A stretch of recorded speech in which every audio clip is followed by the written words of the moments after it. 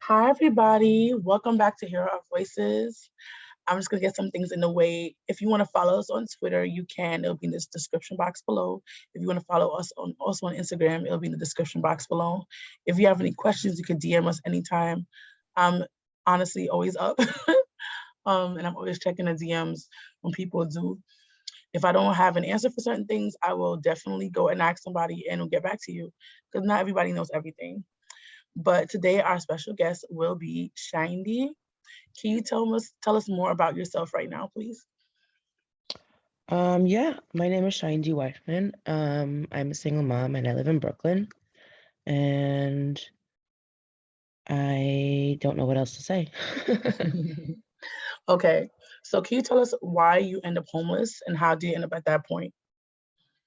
Yeah, sure. In 2015, I filed for custody and divorce in Brooklyn Supreme Court. And in September of 2015, the judge on my case at that time, Carl Landesino, ordered me out of my home and I had nowhere to go. So yeah. So that was that. So what steps how did you end up in PATH? How did you end up in a shelter? I bounced around from different places to different places in 2015 and 16. And I ended up in an illegal apartment, like a basement apartment, 2016, 2017, maybe even 2018. And then I had to move again because my landlord said, "Oh, I want to sell the place." Honestly, I don't think he ever sold the place. I think he just wanted me out. That's how they get you out sometimes. They tell you, "I need Yeah, to sell." that's true. Yeah, so I moved in with a then friend to a different apartment, and then she decided she wanted to leave. I think she wanted to like move in with her girlfriend or something. Got it. And I was left in a three-bedroom apartment with a rent I couldn't afford, and I didn't know where else to go.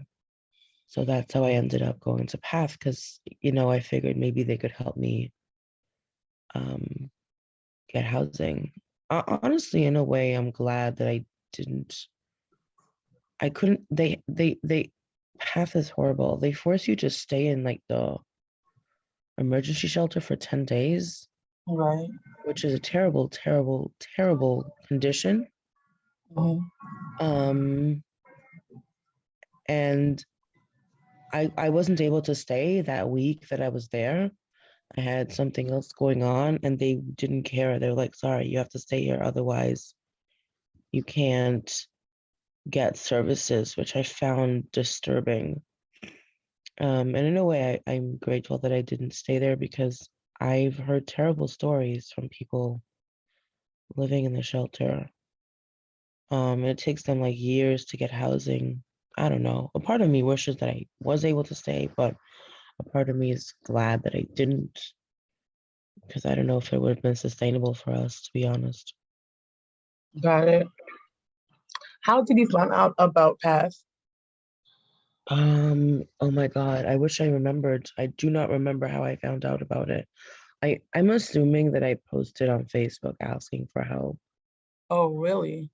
I'm assuming that. That's my assumption because I don't know how else I would have found out about it. Maybe a friend of mine who I was talking to might have told me about it, but I can't remember. But I didn't know what to expect when I went there. I had no idea that I was going to be sitting there for like 10 billion hours. Right. Definitely, definitely didn't know I was going to go into emergency one night shelter and then come back the next day and sit another billion hours. Yeah, if you go Um, later in the day, they put you in an emergency one overnight and you have to yeah, get there early for the next day. yeah. I went there maybe 6 or 7 p.m.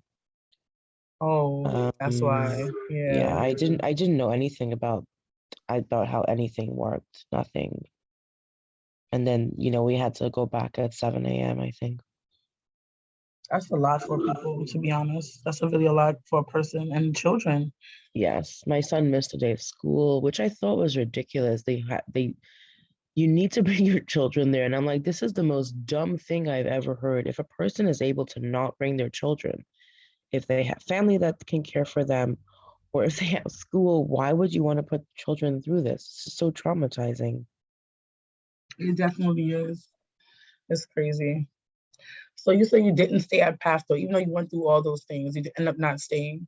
What I did you ended up do? not staying at the like emergency 10-day shelter thing they put us in. It was so horrible. Oh my God, it was terrible there. I mean, look, I think that for people, who can stay there and who need it very badly, it's good that they have it. But for us that week, and I didn't really know how the system works. I didn't grow up homeless. I grew up very sheltered, so I didn't really know how the system works, how to work the system, or anything like that. I'm thinking now I could have just not told them that I wouldn't be staying. I don't know what I would have done, but yeah. I ended up finding an apartment that was still out of reach um, of my income, but I wanted to move so badly that I just didn't think about the consequences. At the time, I had some savings, um, which I knew weren't sustainable. You can't live on savings. They run out eventually. Um, and they're there for emergencies, right? So I just decided not to think about how it was going to play out. And I was also hoping just for the best, for things to get better financially and stuff like that. That's cool. Do you think now that like, did you get any other care at different places like camp or stuff like that, even though you didn't go to a shelter? Oh my God, Campa. Oh my God. I honestly, I really wonder what the people at these organizations do. I really, truly wonder what it is they actually do and if they actually accomplish anything ever. Um, They do. It just takes a long process because the thing about it with Canva, they're basically, I want to say funded. I don't know if all of it is funded, but I know majority of it is funded by HRA. And mhm, HRA takes about 30 to 45 even more days to get things done. And because of that, Canva is so slow. So that's why it's also like that. Because I can say I've gotten funds from them with back rent and with the furniture and stuff like that. But it's just like it takes, you got to be very diligent. With shelter, with a system, anything in America was like government run, you have to be diligent with it at all times. And you have to be on their backs. Like you have to be on their necks all the time to get things done. And I can say right, that living in a shelter for over a year, that you have to be on their backs. If you're not, you're it's just gonna swallow you whole. right. So, yeah, the the problem is that I was also like at the time that I was first made homeless, right? I was just busy just surviving, going to court dates and seeing my son. Plus, I think I was in school. So I was spread so thin, like my energy and my resources only went so far. Right. And it's still to this day, like I was very affected by that experience being made homeless when I shouldn't have made homeless. Like that was the wrong decision by that judge to do because the apartment lease was in my name, the Section 8 housing voucher was in my name. And when my ex moved out of the apartment in 2018, I asked the then judge on the case. We switched judges. We didn't switch judges, our judges got switched. Um, Ingrid Joseph, I said, he's moving out. Can I move back into my home? And she just didn't even answer. Mm. It was a really horrible, horrible experience. I had to go and pack up all of my belongings. I put it into storage. And then when I found myself in like a new place with my then friend, um, I went to the storage place to get my stuff out. I had couches and I had, like appliances and I had like kitchen tables and stuff like that, like expensive stuff.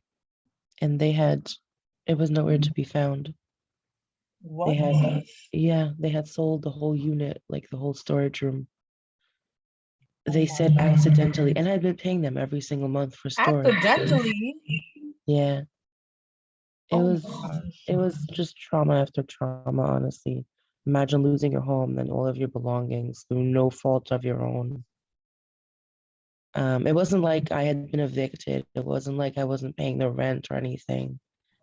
It was horribly traumatic and could have been completely avoidable if not for, think about this, like court officials. Like, why would anyone in their right mind say, well, sucks to be you. I'm not going to let you go back to your home. That's crazy. Yeah. I don't think they care sometimes, or they just think that No, I know they don't. that's crazy. So, how long ago was this? The court case lasted from 2015 to 2019. So your child has been in this for a while. How have all of this affected your kid? Well, he is insistent that we never go back to Path. He's like, I never want to go back there.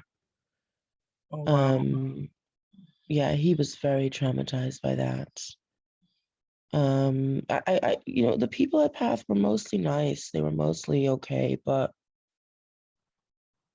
it's just not a place to. I don't think children should be brought there, honestly, unless you absolutely have to, and then that's understandable. They have some food or meals maybe that they give while you're there, which is which is nice of them, but insisting that children be there is abusive, honestly. Got it. School. Why would they need to be there? It's terrible. I think why they do that also is because it would delay a lot of the process of what's happening. Even though I feel like they shouldn't be there either, but if they are not there, you have to leave and go pick them up. And Path is only, anybody who's listening, is only in the Bronx at this point. And because it's only in the Bronx, people coming from all the boroughs just to get to Path. If everybody have to leave at a certain time to get their kids and bring them back there, everybody will be going in the accessible shelter at nighttime, and that wouldn't be able to get nothing done. What I think they personally should do is do everything at this point by Zoom, and get people in those shelters probably be fast. If they all had like a number they can call for a Zoom call every day, and people just be in the waiting room, waiting to to talk to somebody and get it through that way.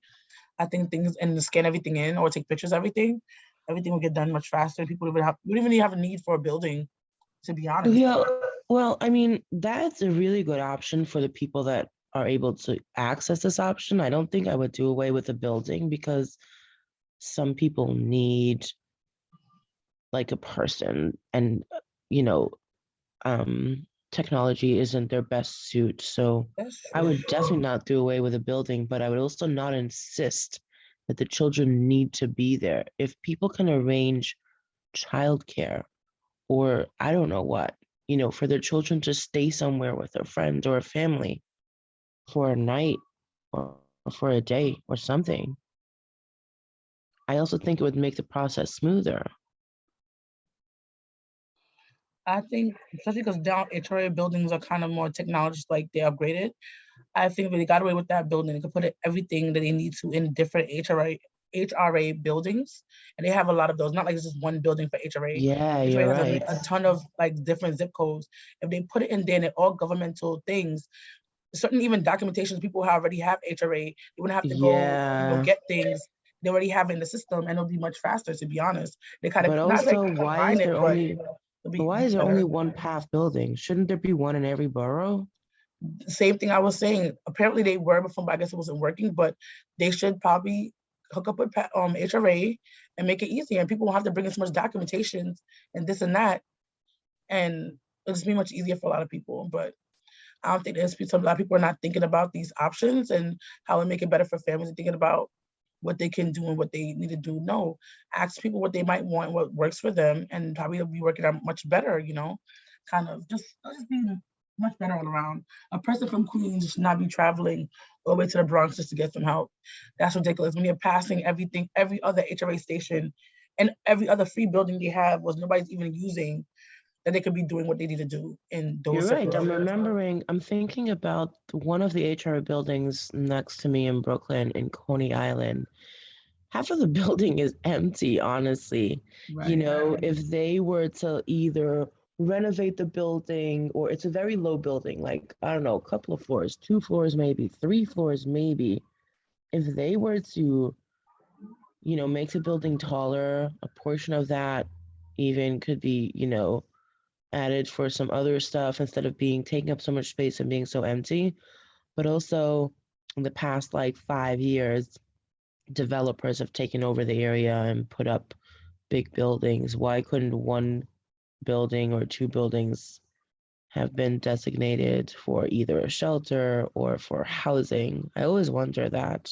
It's so frustrating. It really is. I know the one downtown Brooklyn has like the Medicaid, Medicare, one of the two.